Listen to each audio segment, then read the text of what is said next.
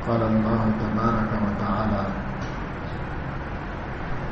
ولو أنهم أقاموا التوراة والإنجيل وما أنزل إليهم من ربهم لأكلوا من فوقهم ومن تحت أرجلهم منهم أمة مقتصدة وكثير منهم ساء ما يعملون. صدق الله العظيم.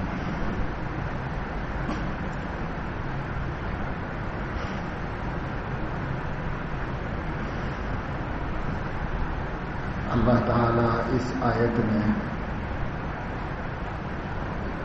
یہود و نصارہ کے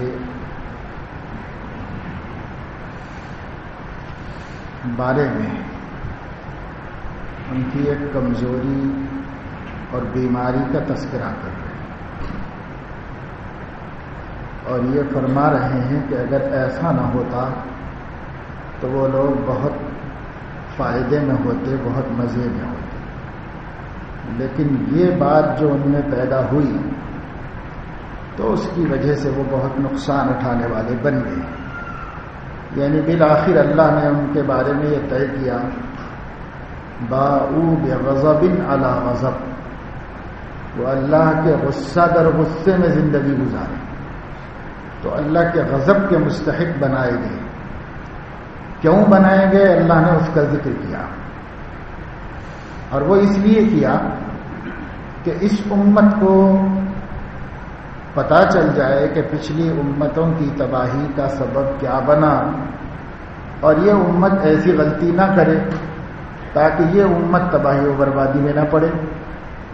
اس کے لیے اللہ تعالیٰ نے پچھلی امتوں کے احوال، ان کے واقعات قرآن میں بیان فرمائے، اور نہ صرف یہ کہ حالات بیان کیے بلکہ اللہ رب العزت نے اس مرض کی نشاندہی کی جو مرض اللہ کے اس فیصلے کا سبب بنا. کیونکہ اللہ تعالیٰ خود سے تو نہیں چاہتا کہ بندے مصیبت میں جائیں، عذاب میں، تکلیف میں، نعوذ باللہ.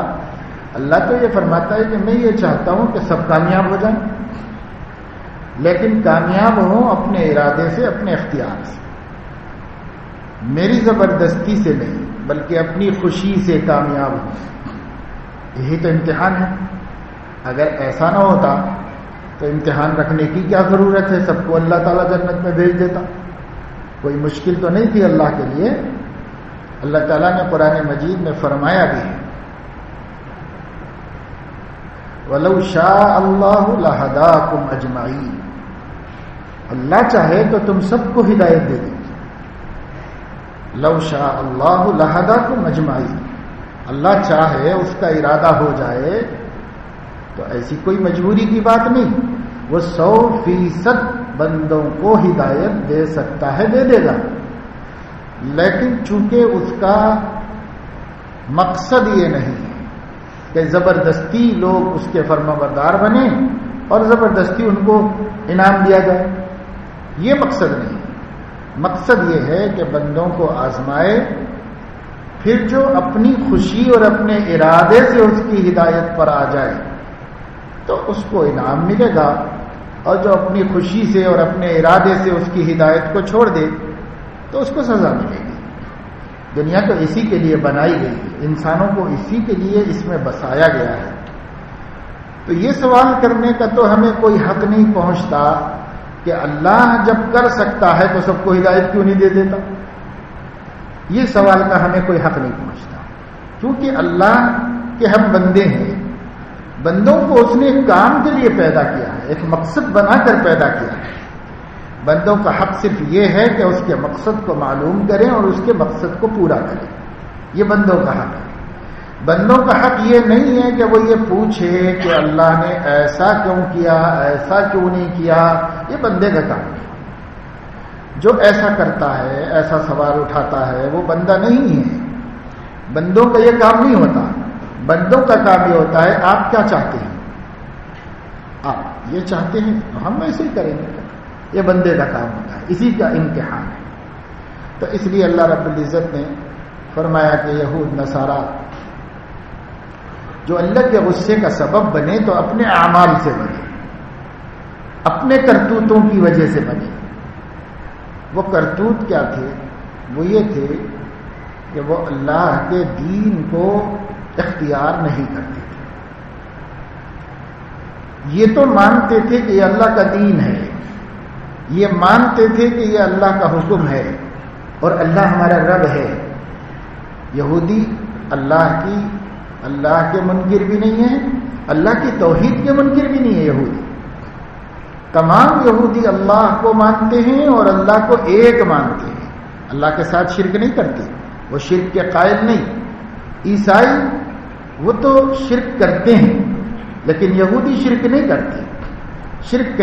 یہودی کہتے اللہ ایک ہے، اکیلا ہے، واحد ہے، یکتا و یگانا ہے، وہ اللہ کی ذات میں کسی کو شریک نہیں کرتے.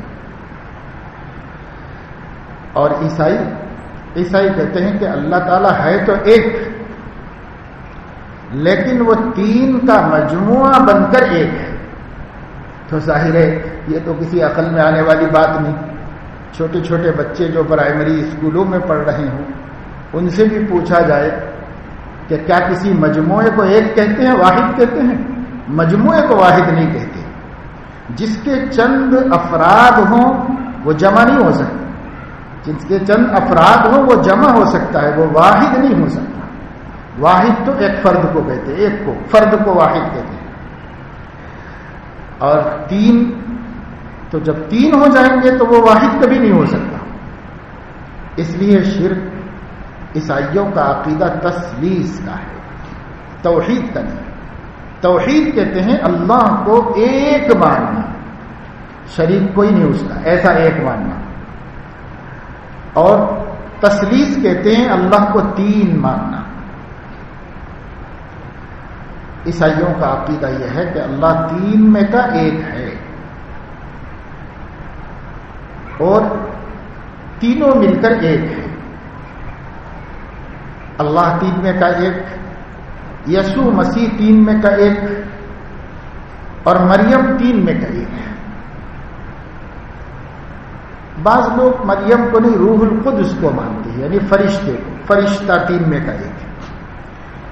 کیونکہ روح القدس نے حضرت مریم میں پھونک ماری تھی جس سے حضرت عیسیٰ کا حمل قرار پایا تھا. تو وہ کہتے ہیں اللہ، روح القدس اور یسوع مسیح تین ملے تو ایک ہوا. تو ایک میں کا تین اور تینوں مل کے ایک، یہ ان کی توحید ہے. خدا جانے دنیا میں کوئی اس کو توحید نہیں کہتا، کوئی عقل مند اس کو توحید نہیں کہہ سکتا، لیکن وہ توحید کہتے ہیں اس کو. لیکن یہودیوں کی توحید ویسی ہے جیسے ہم مسلمانوں کی توحید ہے، یعنی اللہ اپنی ذات میں یکتا و یگانا ہے، فرد واحد ہے، اس کا کوئی شریک نہیں. نہ وہ کچھ اجزاء کا مرتکب ہے، نہ کچھ اجزاء کا مرکب ہے، اور نہ ہی وہ چند افراد کا مجموعے کا نام ہے، بلکہ ایک ہی ذات ہے جس کو ہم اردو زبان میں اکھنڈ کہتے ہیں، جس کے ٹکڑے نہیں، جس کے حصے بکھرے نہیں، بس ایک. تو اللہ تعالی فرد ہے، واحد ہے، یکتا و یگانا ہے، جیسے ہم کہتے ہیں، یہود بھی یہی کہتے ہیں. اور یہود پیغمبر کو بھی مانتے تھے اپنے زمانے میں. اس وقت تک تو وہ مسلمان تھے جب تک اپنے پیغمبر کو مانتے تھے. جب حضرت عیسیٰ نہیں تشریف لائے اس وقت تک یہود مسلمان تھے، وہی مسلمان تھے دنیا میں، وہی اللہ کے نیک بندے تھے، ایمان والے بندے تھے. تو یہود توحید کے بھی قائل، پیغمبر کے بھی قائل، اور اپنے زمانے کے نبی کو بھی اپنے زمانے میں مانتے رہے، اس لیے وہ مسلمان، پکے مسلمان، جب تک دوسرا نبی نہیں آیا تب تک. مگر غلطی کیا تھی ان کی، وہ اللہ نے اس آیت میں بیان فرمائی. جب توحید کے بھی قائل، رسالت کے بھی قائل، وقت کے مسلمان بھی، تو خرابی کیا تھی ان کے اندر؟ تو فرمایا خرابی یہ تھی کہ وہ اللہ کے بھیجے ہوئے دین کو قائم نہیں کرتے تھے، اس پر عمل نہیں کرتے تھے. اللہ کو مان رہے، رسول کو مان رہے، لیکن اللہ رسول کی بات نہیں مان رہے. یہ ان کی خرابی ہے.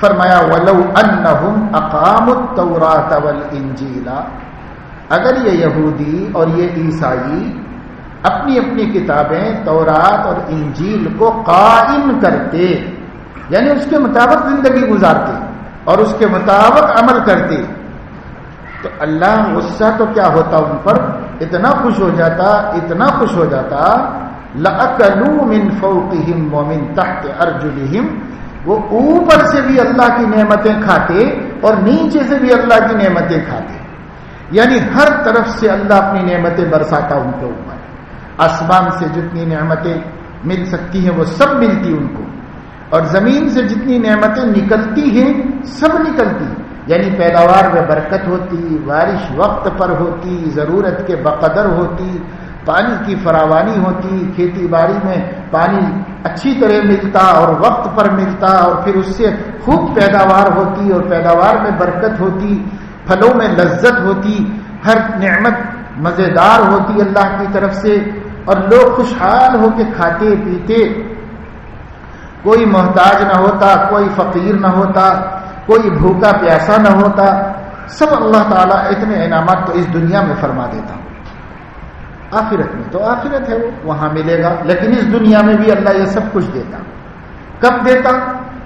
لو انہم اقاموا التوراۃ والانجیل، اگر یہودی اپنے معاشرے پر تورات کے احکام کو نافذ کرتے اور عیسائی اپنے معاشرے پر انجیل کے احکام کو نافذ کرتے اور انجیل کے مطابق زندگی گزارتے، لَأَكَلُوا مِنْ فَوْقِهِمْ وَمِنْ تَحْتِ أَرْجُلِهِمْ، وہ تو اللہ کی نعمتوں کے مستحق بن جاتے، اوپر سے نیچے سے دانے سے بائیں سے سب طرف سے نعمتیں ہی نعمتیں ان کو ملتی،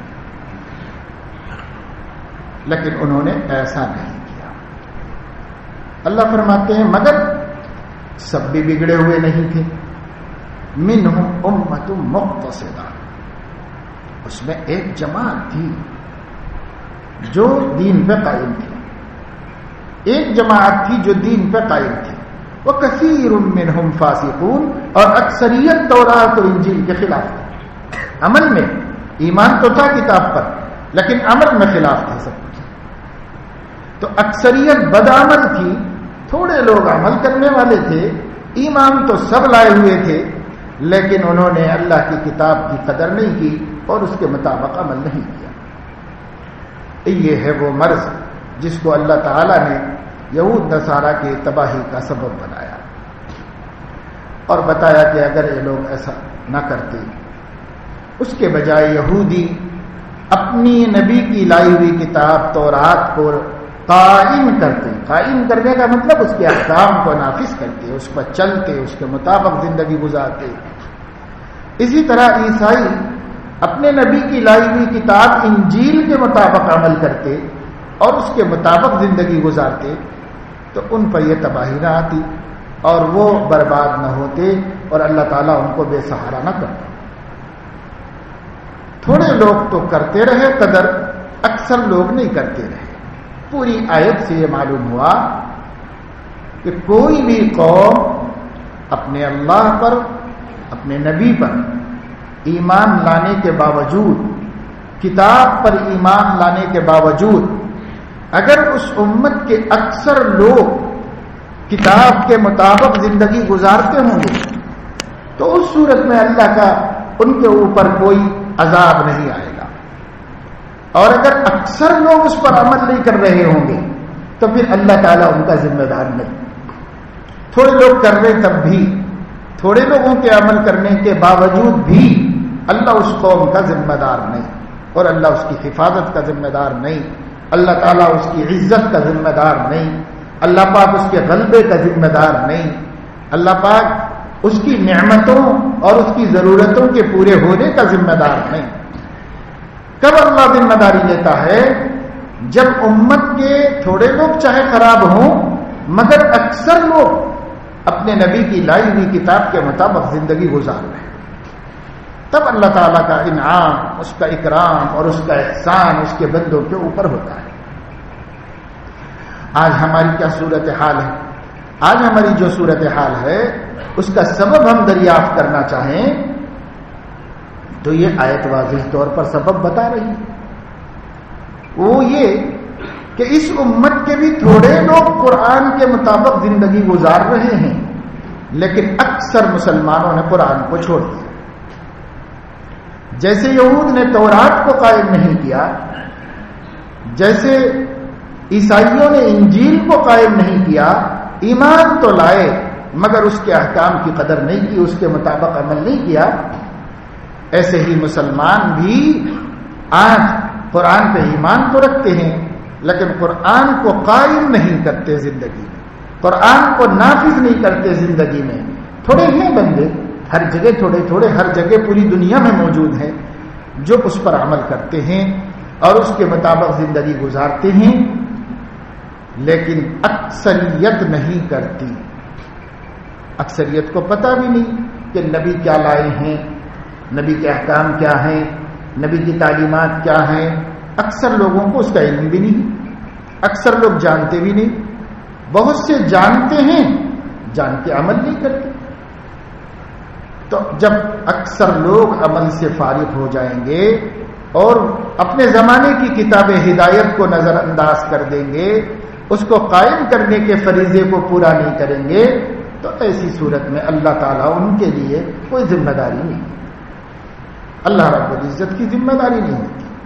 نقصان کسی بھی شکل میں ہوتا ہے، گرانی دن بدن بڑھتی جا رہی ہے، زندگی گزارنے کے وسائل کم سے کم ہوتے چلے جا رہے ہیں۔ کہنے کو تو دنیا ترقی کر رہی ہے اور ایک سے ایک ترقیوں کی خبریں ہیں، نت نئی مصنوعات ہیں، نت نئی سہولتوں کی چیزیں مارکیٹ میں آ رہی ہیں، لیکن کیا جس کو ہم ترقی کہتے ہیں اس ترقی تک ہر مسلمان کی رسائی ہے؟ بات مسلمانوں کی ہے، ورنہ دنیا میں کسی انسان کی بھی رسائی نہیں، صرف ایک دولت مند طبقے کی وہاں تک رسائی ہے، چاہے وہ کسی بھی قوم کے ہوں۔ لیکن ہم مسلمان کی بات کر رہے ہیں، مسلمان کی کیا ان ترقیوں تک رسائی ہے؟ نہیں ہے۔ اور جتنی مصنوعات، جتنی سہولتیں، جتنی راحتیں دنیا میں وجود میں آ رہی ہیں، وہ چند دولت مندوں کے علاوہ کسی کے واسطے نہیں ہے۔ غریب کا تو ابھی اس ترقی یافتہ زمانے میں بھی روٹی کا ہی مسئلہ حل نہیں ہوا۔ روٹی تو سب سے پہلی ضرورت ہے۔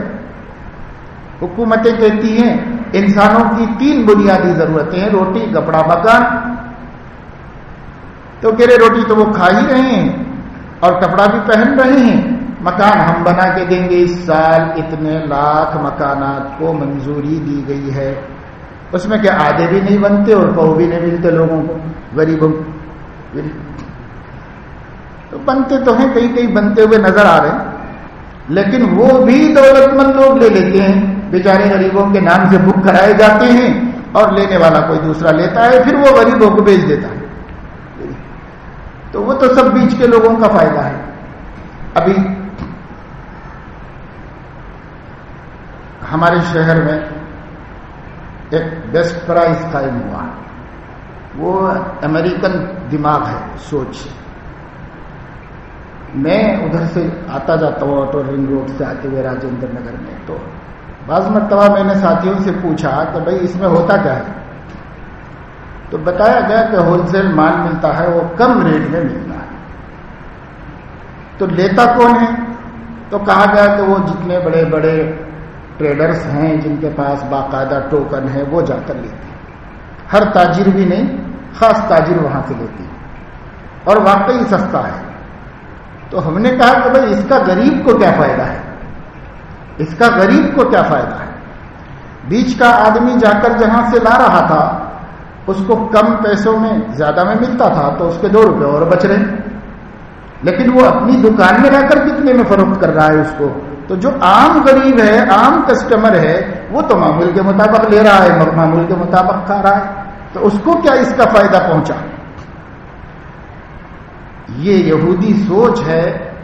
ہر اچھے کام کو، ہر کام کو پبلک کے سامنے اتنا عمدہ طریقے سے پیش کرتے ہیں جیسے عوام کا اس میں بہت بڑا فائدہ ہو رہا ہو، اور فائدہ صرف ان کی اپنی کمپنیز کو ہوتا ہے، اور کس کو فائدہ ہوتا ہے اس سے؟ لیکن اس کو دکھاتے ایسے ہیں جیسے پبلک کا فائدہ ہو رہا ہے بہت زیادہ۔ پبلک کا کیا فائدہ ہو رہا ہے؟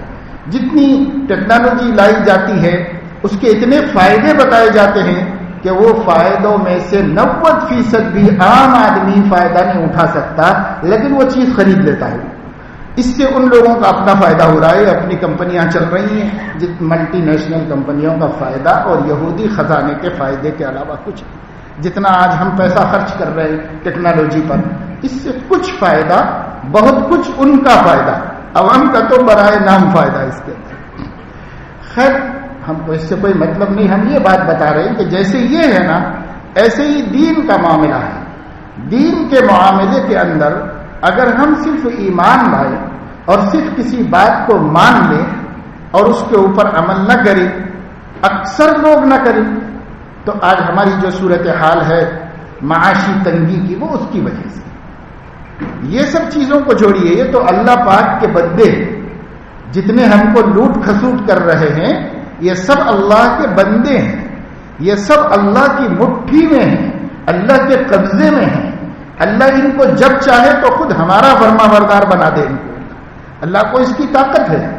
لیکن یہ جتنے ہم کو لوٹ رہے ہیں، یہ دنیا کا جو سسٹم ہے، یہ سارا سسٹم جو انسانیت کو تباہ کر رہا ہے، اس سب سسٹم کا مالک اللہ تعالیٰ ہے، ان کے بنانے والوں کا مالک اللہ ہے۔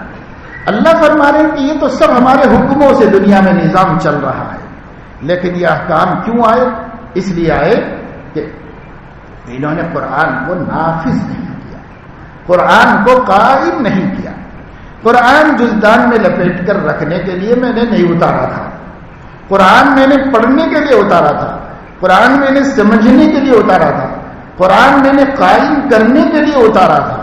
انہوں نے تو قرآن مجید کو تبرک یا پھولوں کا ایک گلدستہ، گھروں میں گلدستے لاتے پھولوں کے بڑے اچھے سے سجا کے، تو کسی شوکیس میں رکھ دیا، کسی کونے میں رکھ دیا، کہیں دیوار پہ کوئی بیل لٹکا دی خوبصورت سی، بس اس کا مقصد کیا ہے؟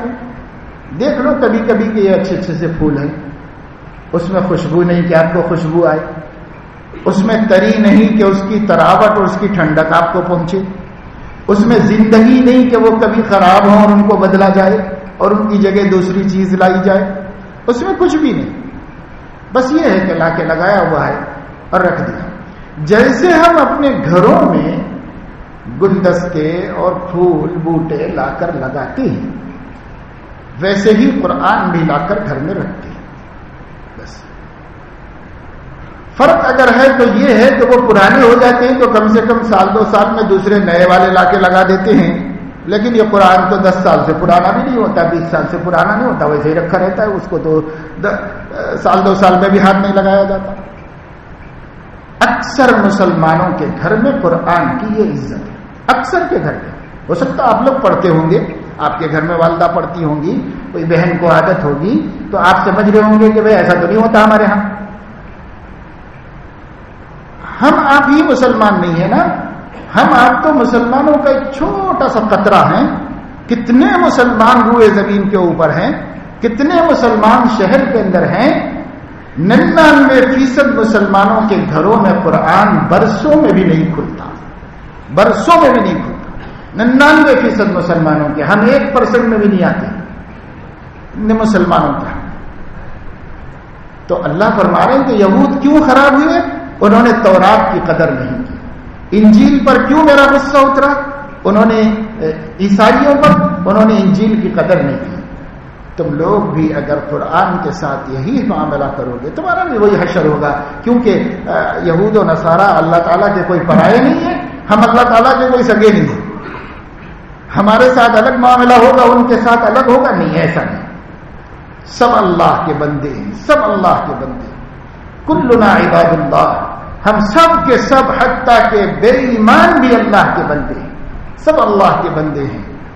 الخلق عیال اللہ، نبی نے فرمایا مخلوق اللہ کا کنبہ ہے، سب اللہ کے بندے ہیں، سب کی اللہ سے یہ رشتہ داری ہے کہ وہ ہمارا رب ہے اور ہم اس کے مربوب اور اس کی مخلوق ہے۔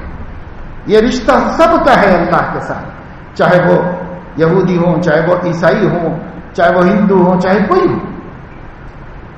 اگر ایمان اور دین اور اسلام کی ناقدری کی ان کو سزا مل سکتی ہے، ہم کریں گے ہم کو بھی ملے گی، ہم بھی اللہ کے بندے ہیں، ہم بھی اللہ کے بندے ہیں، بلکہ ایک معنی کر ہم کو زیادہ ملے گی اس واسطے کے جو جتنا مقرب ہوتا ہے اس کی غلطی کو اتنی زیادہ اہمیت دی جاتی ہے۔ ہم چونکہ ایمان بھی لا چکے ہیں، اس لیے ہمارا قرآن کی ناقدری کرنا دوسروں کے اپنی کتابوں کی ناقدری کرنے سے زیادہ اللہ کو ناپسند ہے۔ اس لیے فرمایا وَلَوْ أَنَّهُمْ أَقَامُوا التَّوْرَاةَ وَالْإِنْجِيلَ، اے مسلمانوں اگر یہود نصارہ اپنی کتابوں کی قدر کرتے، اس کو قائم کرتے، قائم کرنے کا مطلب اس پہ عمل کرتے، اگر وہ قرآن یہود تورات اور انجیل کو قائم کرتے لَأَكَلُوا مِنْ فَوْقِهِمْ وَمِنْ تَحْتِ أَرْجُلِهِمْ، وہ آسمان سے بھی نعمتیں توڑتے اور زمین سے بھی نعمتیں پاتے، اور چوں طرف سے ان کو اللہ کی نعمتیں ملتی، دنیا کی زندگی بھی ارزاں ہوتی، سستی ہوتی، ہلکی پھلکی ہوتی، خوشگوار، لیکن ایسا نہیں کیا تو اللہ تعالیٰ نے ان پر اپنے غضب کو اتارا۔ ہم بھی آج جس تنگی میں مبتلا ہیں، جس پریشانی میں مبتلا ہیں، اس کا سبب دنیاوی اعتبار سے کچھ بھی ہو، لیکن حقیقی اعتبار سے اللہ تعالیٰ کی ناراضگی، اللہ تعالیٰ کا غضب ہے کہ ہم نے قائم نہیں کیا۔ زکوٰۃ کا حکم ہے، زکوٰۃ قائم نہیں ہے۔ کچھ مسلمان دیتے ہیں جن کو آخرت کے بارے میں معلوم ہے، جن کو عقیدہ ہے کہ اللہ کے ہاں حساب ہوگا، پکڑ ہوگی، بس وہ مسلمان زکوٰۃ دیتے ہیں۔ باقی کتنے مسلمان ان کے مقابلے میں ایسے ہیں جن کو اللہ نے بہت کچھ عطا فرمایا ہے، مگر زکوٰۃ کی طرف ان کا دھیان بھی نہیں جاتا، خیال بھی نہیں ہوتا کہ زکوٰۃ دینا چاہیے۔ زکوٰۃ میں دینے کے 10-20 ہزار روپے ان کو 12 گرا محسوس ہوتے ہیں، رسومات میں، شان شوکت میں، ریا نمود میں، دکھاوے میں لاکھوں روپے ان کو گرا نہیں ہوتے۔ خالی شادی میں پٹاخے پھوڑنے میں 25-30 ہزار روپے کا، 50 ہزار روپے کا جو لوگ خرچہ کرتے ہیں، ان لوگوں کو وہ پیسے کچھ بھی نہیں سمجھ میں آتے، یہ بھی کوئی پیسے ہیں، بھائی کہاں گئے پیسے؟ چلو کوئی کھا لیتا ہے تو کھا لیا، کسی کے ہاتھ میں آپ کچھ نہیں، ایک پھول کا گلدستہ دیتے تو اتنا تو دیتے کہ کوئی چیز اس کے ہاتھ میں گئی، اس نے بیچارے نے خوشبو سونگھ لی یا اپنی عزت افزائی محسوس کی۔ لیکن جو آپ پٹاخوں میں پھوڑ رہے ہیں اس سے کس کو کیا ملا؟ اپنی محنت کی کمائی کو اپنے ہاتھوں سے آگ لگائی، اپنے ہاتھوں سے جلایا، اپنے ہاتھوں سے برباد کیا۔ اس میں 50,000 روپے معلوم ہوا کہ خرچ ہو جاتے ہیں بعض دفعے بعض لوگوں کے ہاں، تو وہ تو گرانی ہے، لیکن ان کے سامنے کوئی زکوٰۃ وصول کرنے والا کھڑا ہے تو وہ ان کے لیے بہت ناگواری کی بات ہے۔ تو 10-20 ہزار روپے اللہ کے نام پہ اپنے جیسے بھائیوں پر خرچ کر دینا ان مالداروں کو گرا ہے، اور ہزاروں ہزار لاکھوں روپے صرف فضولیات میں بیکار کرنا ان کے لیے کوئی بری بات نہیں۔ تو اللہ تبارک و تعالی شانہ کا فضل کیسے نافذ ہوگا؟ یہ قرآن پر عمل نہیں ہو رہا ہے، یہ قرآن پر عمل نہیں، یہ قرآن قائم نہیں کیا جا رہا ہے، یہ قرآن قائم نہیں کیا جا رہا ہے۔ قرآن نے تو یہ کہا تھا کہ جائز میں ضرورت سے زیادہ خرچ کرنا اسراف ہے، اور ناجائز میں تھوڑا بھی خرچ کرنا شیطان کا بھائی بننا ہے۔ قرآن نے یہ کہا۔ اب قرآن قائم ہے ہمارے ہاں تو قرآن نہیں قائم ہے ہمارے ہاں، ہماری شادی میں، ہماری بیاہ میں، ہماری غمی میں، ہماری خوشی میں قرآن قائم نہیں ہو رہا ہے، بلکہ وہ جو ہم کو سمجھ میں آ رہا ہے ہم وہ کریں۔ ایسے ہی مصیبتوں کے وقت میں کتنے رسومات ایسے ہیں جو قرآن میں نہیں بتائے، نبی پاک صلی اللہ علیہ وسلم نے نہیں بتائے، انہوں نے نہیں سکھائے، لیکن ہم ہندوستان میں رہتے ہیں، ہندوؤں کی دیکھا دیکھی بہت سی رسومات ہندوانہ مسلمانوں میں موجود ہیں۔ آپ باپ دادا سے رہتے ہیں، اور ہندوستان کے مسلمان صدیوں پہلے صحیح، لیکن تھے تو ہندوؤں ہی میں، اسی میں سے مسلمان بنیے، اسی میں اسلام میں داخل ہوئے۔ نبی کریم صلی اللہ علیہ وسلم کے زمانے میں جو لوگ اسلام قبول کیے تھے وہ بھی پہلے سے دوسرے مذہبوں کے ماننے والے تھے، لیکن جیسے وہ اسلام میں آئے تو اللہ کے نبی نے جاہلیت کی ہر ادا ان میں سے ختم کروائی، جو کچھ ان میں تھا وہ اسلام تھا۔ ہم لوگ بھی مسلمان ہوئے، باپ دادا پردادا کوئی سے بھی اللہ کے دین کے داعی جب ہندوستان میں آئے، شروع میں چند صحابہ بھی آئے، تاریخ اس کی گواہ ہے۔ صحابہ کے بعد دوسرے بہت سے اولیاء ہندوستان آئے دین کی ایمان کی دعوت لے کر، اور ان لوگوں کے ذریعے سے اللہ تعالیٰ نے ہندوستان میں اتنی ساری مسلمانوں کی تعداد بنائی۔ یہ مسلمان تہذیب کے معاملے میں، کلچر کے معاملے میں کچھ ہندوانہ طور طریقے باقی آج تک بھی رکھے ہوئے ہیں، مسلمانوں کے اندر باقی رہ گئے، اسلام میں نہیں ہے، حضرت محمد صلی اللہ علیہ وسلم کی تہذیب میں نہیں ہے، لیکن ہمارے ہاں پائے جاتے ہیں۔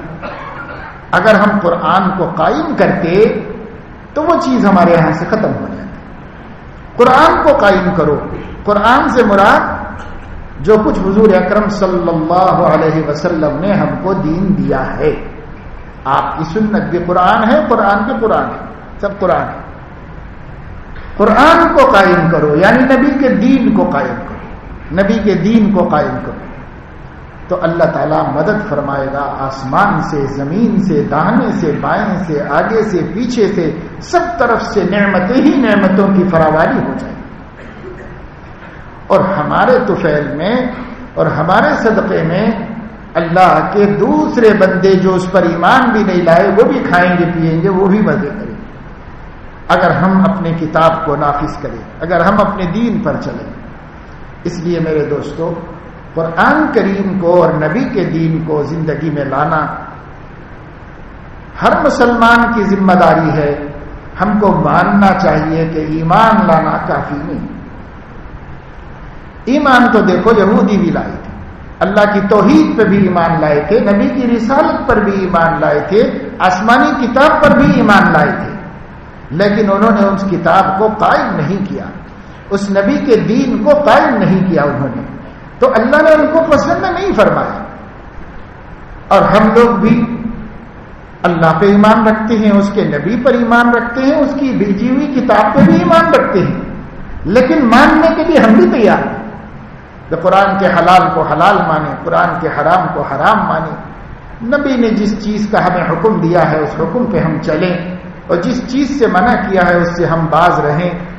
ہم نے گزشتہ 2 جمعوں میں قرآن و حدیث کی روشنی میں بتایا کہ اسلام یہ چاہتا ہے، قرآن یہ چاہتا ہے، قرآن کا نازل کرنے والا یہ چاہتا ہے کہ انسانی سماج میں عورت اور مرد اپنی اپنی جگہ پر رہ کر اپنے اپنے دائرے عمل میں عمل کریں، ان کا فیلڈ، ان کا ورکنگ فیلڈ الگ ہو، ان کا الگ ہو، ان کا کام اپنے فیلڈ میں ہو، ان کا کام اپنے فیلڈ میں ہو، ان کو اللہ نے جو ذمہ داریاں دی یہ پوری کریں، ان کو اللہ نے جو ذمہ داریاں دی یہ پوری کریں، اور یہ ذمہ داریاں بھی اپنی اپنی جگہوں پر رہ کر پوری کریں، اور مرد کھل کر منظر عام پر کرے اور عورت چھپ کر پس پردہ کرے۔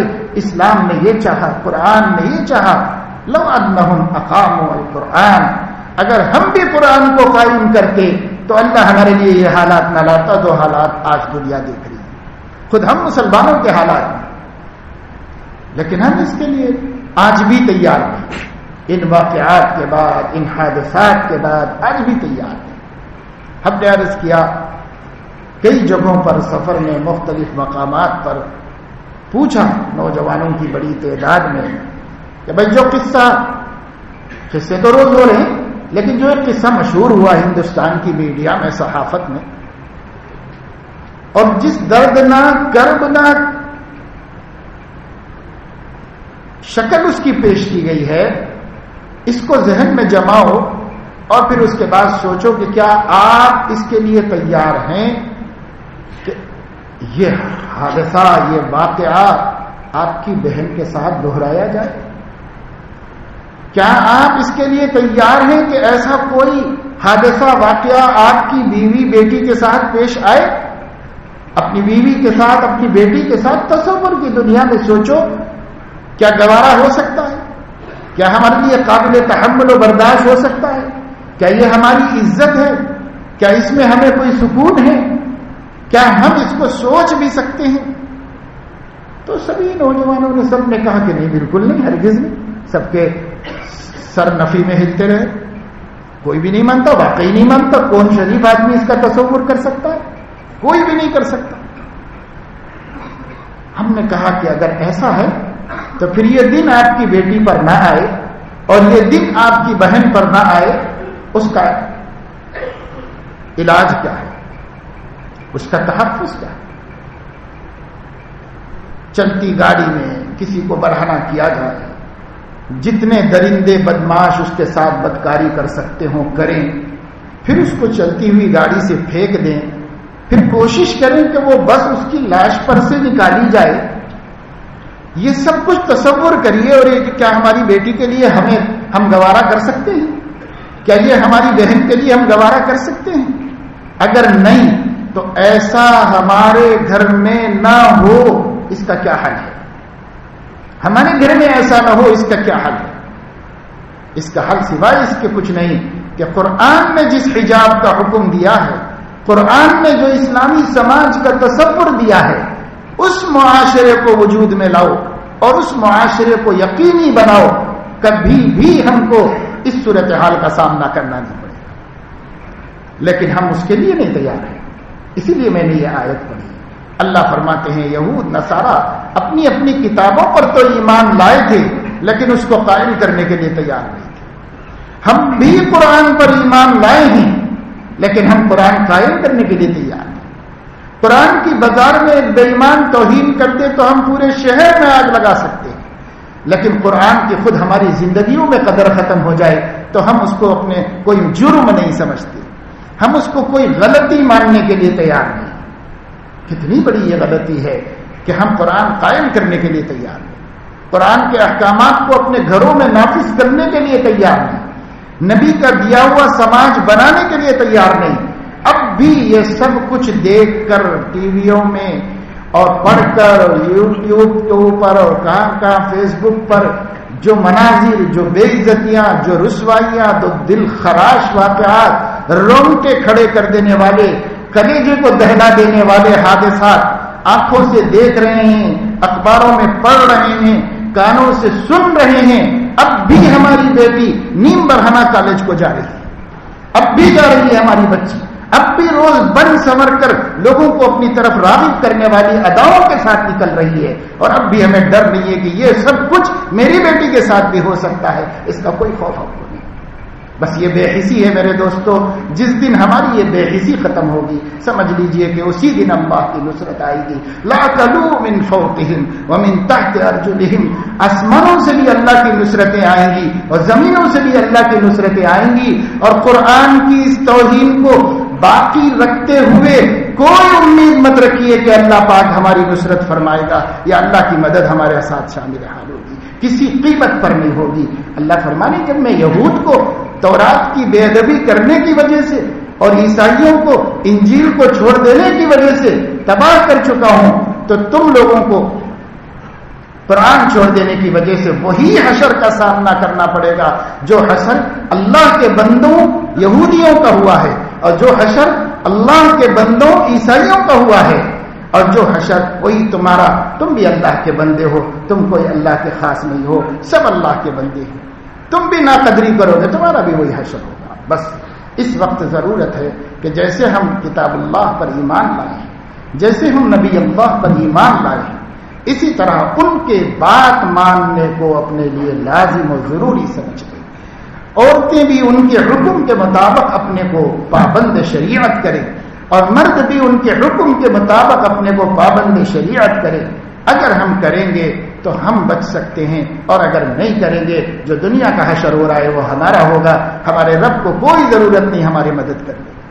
اللہ تعالیٰ اپنے فضل و کرم سے ہمیں سمجھا دے کہ ہم نے جس نبی کو مانا ہے، جس رب کو رب مانا ہے، اور جس کتاب کو کتاب الہی مانا ہے، اس کی صحیح معنوں میں عزت کرنے والے بن جائیں، اس پر عمل کرنے والے بن جائیں، اس کو اپنی زندگی میں داخل کر کے سکون سے بیٹھیں، اس سے پہلے اپنے کو سچا مسلمان نہ سمجھے۔ اللہ تعالیٰ اپنے کرم سے ہمیں توفیق عطا فرمائے۔ وآخر دعوانا